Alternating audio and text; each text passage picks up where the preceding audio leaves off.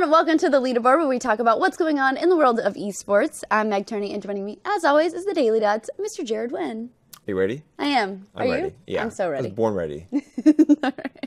You're ready. The League Championship Series got underway this weekend. Now, the biggest shock of the first round was Team Liquid abruptly ending Counterlogic Gaming split with a 3-0 sweep. Other results included Team Impulse beating Gravity Gaming, Unicorns of Love defeating Gambit Gaming, and H2K cruising past Copenhagen Wolves. So, Jared, let's talk about, there's a lot of matchups this week. Yeah, let's do that. This was the golden age of CLG. You know, we're taking it to the next level. We're going all the way with CLG this time. They were first in the split for a while. This is the time for CLG. And then they get swept. Then what happened? By the 6th seed. They get swept. They get dramatically swept. After the second game, you can see the panic in their eyes. They stood up. They didn't even wait to get back to have a team meeting, like in the back behind the stage. They had a team meeting on the stage discussing what went wrong. How are we going to fix this? Let's come together as a team and just do it right. And then they'll lose again, and they're out. It's just like a crushing defeat for CLG fans and for CLG as a team. You know, talking about before, the worst fear was to have a bad performance in the playoffs. And that's probably that's been realized. Yeah, being swept out by the bottom seed of the playoffs is probably a pretty bad performance. So a lot of questions for CLG now. Do you break up the team? Do you break up Rush Hour in the bottom lane? I mean, do you look for another place for Doublelift? He's been such a star for them for some time now. Do you want to go in another direction? Hard to say. Like, there will be changes, I think. What those changes are to be determined. No one really looking at the coaching position, however. Previously, you had some questions about coaching in CLG. Now Scar is there. You know, maybe some questions there. I don't know. What went wrong for them is difficult to say, but they were outplayed thoroughly by Team Liquid. I mean, across the board, lane to lane, they were outplayed by the 6th seed in the split. Team Liquid, all credit to them for showing up and playing quite well.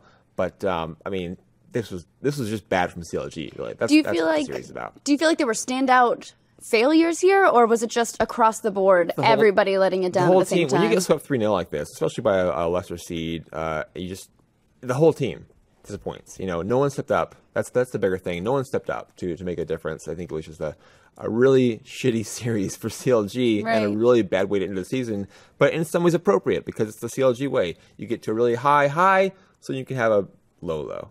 But you can come back. Or just a high and a low, not necessarily a high and a low. Just one and one. Kind of redundant. Yeah.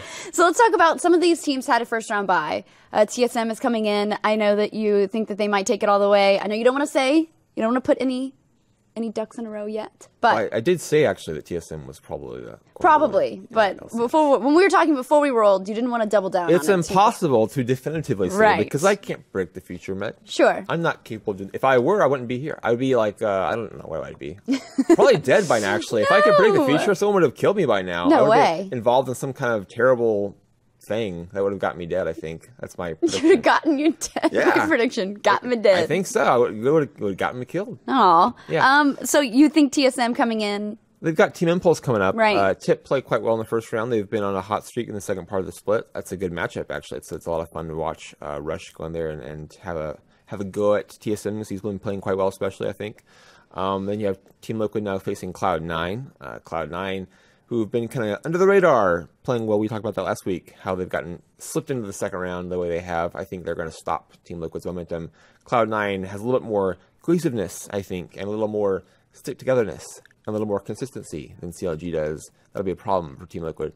On the European side, now we get SK Gaming into the mix with their chemistry turbulence they're having going on right now. They have Unicorns coming up. That's the match I wanted to see, because Unicorns has such a diversity of crazy tactics, whereas SK has like their one master tactic, and that's to just bully every lane into submission. That'll be a fun matchup to see how those strategies mesh together, what SK can do with their current questions going on in the lineup.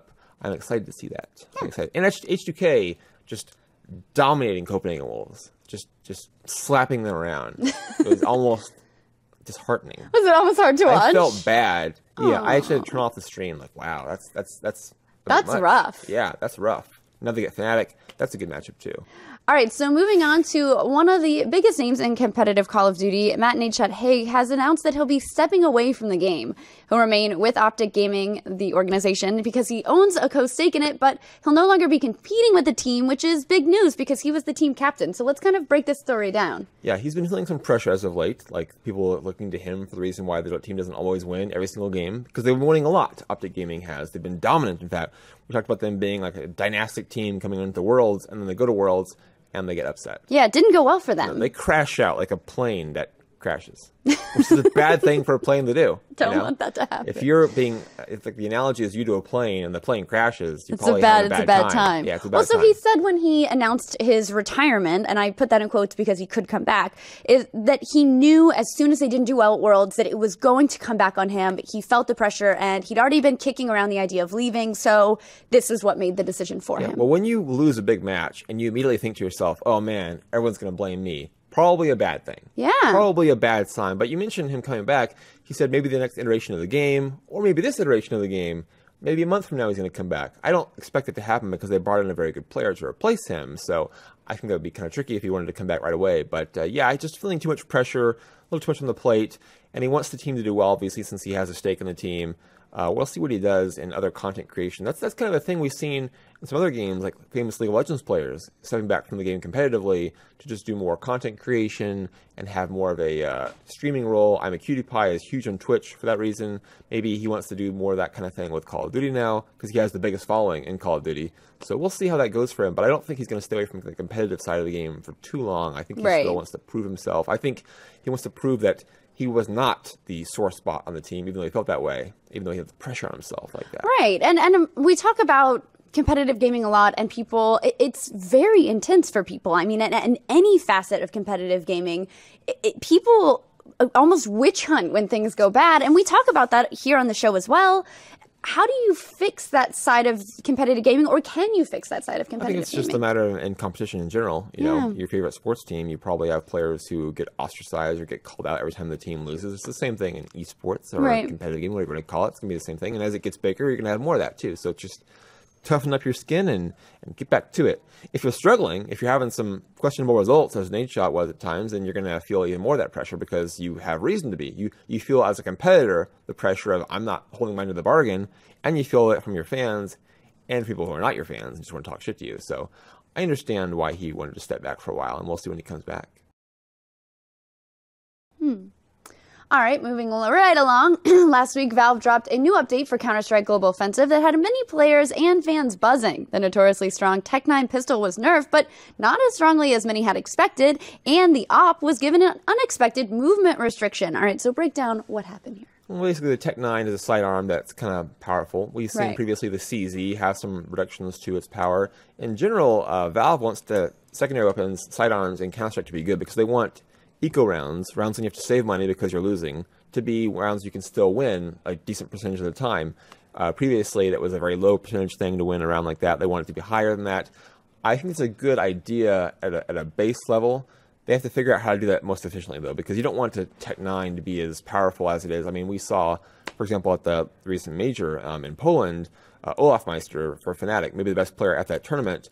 He had like a quarter of his frags came from the Tech-9, a secondary weapon. I don't think you really want that to be the case. So it's a delicate balance. They're still working on that. The thing with the op is really interesting, though, because they make it's harder to be aggressive as a sniper now, basically. You can't peek out while scoped in as quickly. The defender has an advantage in that case. So they're making more of a defensive sniping thing, which is weird to me because the game's already maybe a little too defensive. They're having to rework Train previously. Now Nuke probably going to go into the knife, because they want the game to be a little more balanced, offensive versus defensive, and you make a change to the biggest sniping rifle in the game that is defensive. So a little bit of confusion there. They have walked it back a little bit on how the op feels differently, but yeah, some interesting design stuff going on here for Valve to continue to iterate on Counter-Strike. With the Capcom Pro Tour increasing the amount of money being competed for in Street Fighter, ESL has stepped in to spread the fighting game love. ESL will run a Pro Tour for the new Mortal Kombat X, which isn't even out yet. We actually got a preview of the game. Looks very cool. So let's talk about ESL bringing Mortal Kombat X to the competitive fighting scene. It's just another sign of the growth of fighting games in esports and in competitive gaming. They're getting bigger and better. It's not quite Capcom and Sony bringing $500,000 to the Capcom Pro Tour, but it's a nice step in that direction just for ESL as an organization to get involved in fighting games. Really says something because ESL obviously is a very professional organization. They just bring a different angle to the whole esports thing. So to have them involved in Mortal Kombat, have players like Perfect Legend coming out, Ryan Hart coming out. I mean, Perfect Legend at one point, he's a good example, actually, of where this is going because he was dominant in Mortal Kombat. He was so dominant, an Evo champion, and now with the more money that's involved, the higher stakes, you're not going to have one player be so dominant, I don't think, for any stretch of time, because there's just, everyone has a good reason to practice that much, to be that good. So we're going to see a lot more competitiveness at the top level of the game, which is great. It's a good thing, always a good thing to see more people getting involved and more threats to win with more characters involved, more variety. Just fun. So it's a great news for fighting game fans and for fans of Mortal Kombat. Who's your favorite Mortal Kombat character? I mean, I played Melina in MK9, which was not actually called MK9, it was just called MK. But she's wasn't that great. I mean, Sub-Zero looks like Kano in the new one. That's what I'll say, actually. That's what I would like to put out. I'll give you an observation. So I saw a trailer, and Sub-Zero looked like Kano. I used to have nightmares about Baraka. That he's a little bit irresistible, right? So, it's the weird arms. I can't. In the MK movie, like the live action one, which was really good, by the way, it's a classic. The original one, where the scorpion in the trees, he's in the forest. It's so good. It's so good. So Goro has like some weird lighting, and my sister was convinced that Goro was purple. Yeah, because the lighting in like a throne room or something where he eats dinner, like the lighting it casts like a purple shadow on him. And I guess her first sight of him was when he was like in a purple shadow, and she thought Goro was purple. I think that'd be an amazing like April Fool's Day joke, because like the new skins for Goro. And I think he's like part purple. Dragon, by the way. Purple. Is he? I think so. Is that where he gets his sweet arms from? Might be. Johnny Cage, by the way, is probably my favorite character, just because he's so ridiculous. You know, he's got fucking names tattooed across his chest. You know? Who doesn't want to do like a sweet like Hollywood boy Johnny Cage like? He's got like that attitude. He doesn't really flip his hair though. I know, but like if he had it, he would flip it, right? Like if he had a sweet curly mullet, he would flip it. As a combatant with K, he'd probably cut it off for practical purposes. That's probably true. Yeah. Well, whatever. Thank you guys so much for joining us on the Leaderboard, where we talk about our nightmares in Mortal Kombat. We'll see you guys next week. Talk more about the LCS and more. And thank you again to Jared for being here. And more. And more. GG, everyone.